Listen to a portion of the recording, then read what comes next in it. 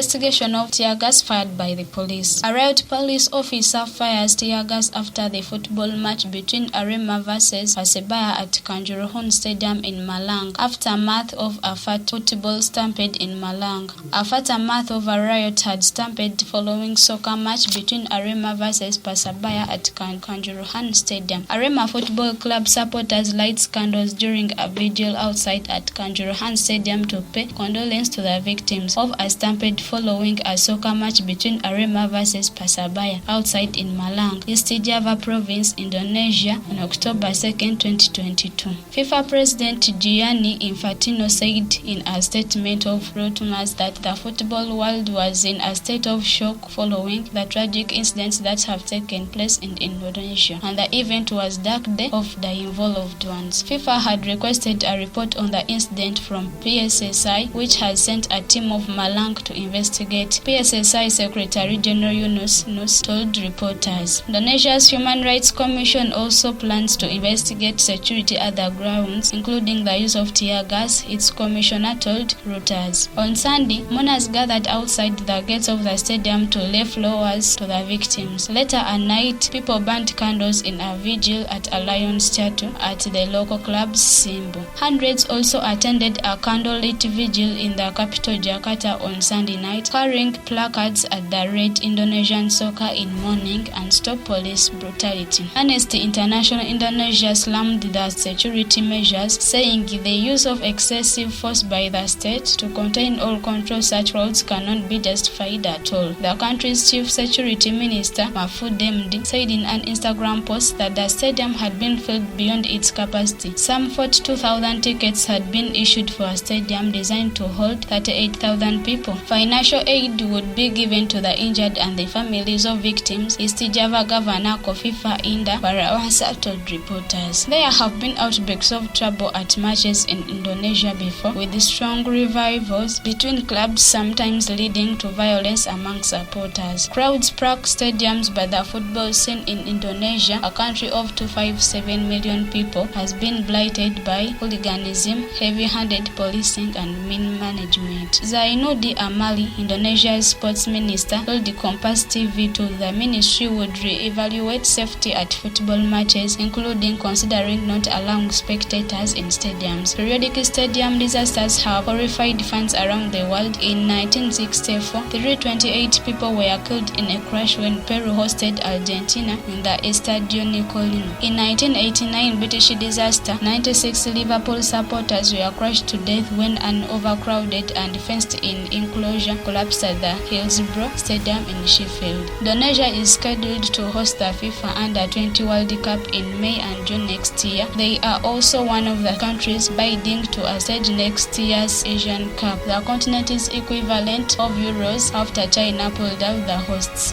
The head of the Asian Football Confederation, Sheikh Salman bin Ibrahim Al Khalifa, said in a statement he was deeply shocked and saddened to hear such tragic news coming out of football-loving Indonesia, expressing condolences for the victims, their families, and friends.